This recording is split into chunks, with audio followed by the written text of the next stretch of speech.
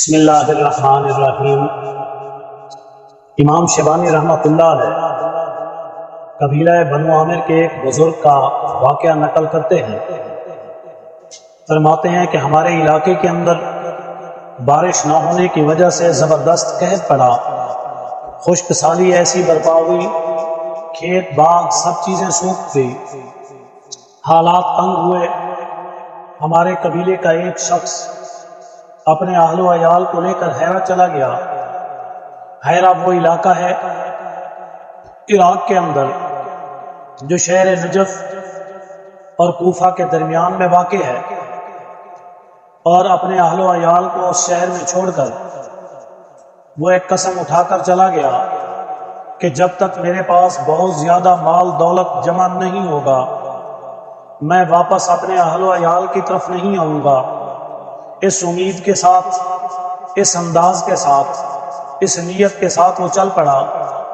کچھ کھانے پینے کی اشیاء اس کے ساتھ تھی، اور پیدل چلتے چلتے وہ ایک ایسے علاقے میں پہنچا۔ اس نے دیکھا کہ ایک خیمہ نصب ہے اور اس کے قریب ایک گھوڑا بندھا ہوا ہے، تو اس کے دل میں خیال پیدا ہوا کہ یہ تو میرے لیے مال غنیمت ہے جو آج میرے ہاتھ لگا، میں اسے لے کر اپنی بیوی بچوں کے پاس چلا جاؤں گا۔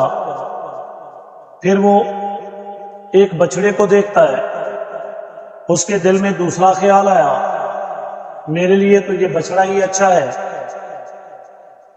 یہ گائے کا بچڑا میرے کام آئے گا۔ اس نے اس کی رسی کھولی اور اس پر سوار ہونے کا ارادہ ہی کیا تھا کہ اس کے کانوں میں ایک آواز آئی کہ اے جوان، اسے چھوڑ دو، اسی میں تمہاری بھلائی اور تمہاری خیر ہے، اسے چھوڑ کر یہاں سے چلے جاؤ اور دوبارہ پیچھے نہیں دیکھنا، وگرنہ تمہاری جان خطرے میں ہے۔ جب اس نے یہ بات سنی تو وہ بچڑے کو چھوڑ کر پھر چل پڑا، یہاں تک کہ 7 دن اور 7 راتیں وہ چلتا رہا، سفر کرتا رہا۔ ایک ایسی جگہ پر پہنچا جہاں اونٹوں کا ایک بہت بڑا باڑا تھا۔ باڑے کے قریب کھانوں سے بنا ہوا ایک اچھا اور بہت بڑا خیمہ موجود تھا۔ اس خیمے کے اندر چمڑے کا ایک اور بہترین خوبصورت چھوٹا سا گول خیمہ تھا۔ ہر چیز وہاں موجود تھی، مال مویشی، اور مالک بھی خوشحال لگ رہا تھا۔ خوشحالی کا یہ عالم تھا کہ سب کچھ ان کے پاس تھا۔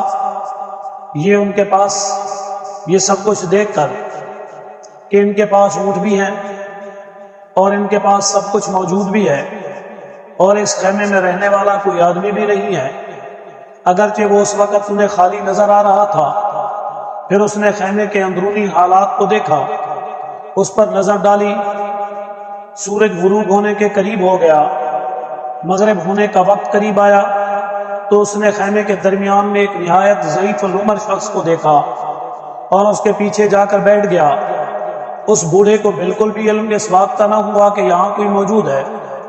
چند لمحوں کے بعد سورج غروب ہونے کے قریب ہوا تو اس نے سامنے سے آتے ہوئے ایک سوار کو دیکھا جو انتہائی خوبصورت، حسین و جمیل، لمبے جوڑے، لمبے قد کا مالک تھا۔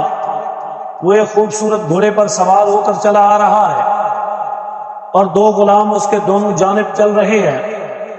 ان کے بیچ میں یہ شہزادے کی شکل و صورت والا انسان اونٹ پر بیٹھا ہوا، پھر باقی اونٹ بھی اس کے ارد گرد بیٹھ گئے، اور یہ اسی کو دیکھ کر آج رات وہیں گزارنے کا ارادہ کرتا ہے۔ کل اس منزل پہ جو بھی معاملہ پیش آیا میں اس کے ساتھ اسی کے مطابق اپنے زندگی کا، اپنے دن کا دوبارہ آغاز کروں گا۔ پھر رات کو اسے خیال آیا کہ مجھے یہاں رہ کر کوئی ایسا کام کرنا چاہیے جو میرے بیوی بچوں کے لیے مناسب انتظام بن سکے۔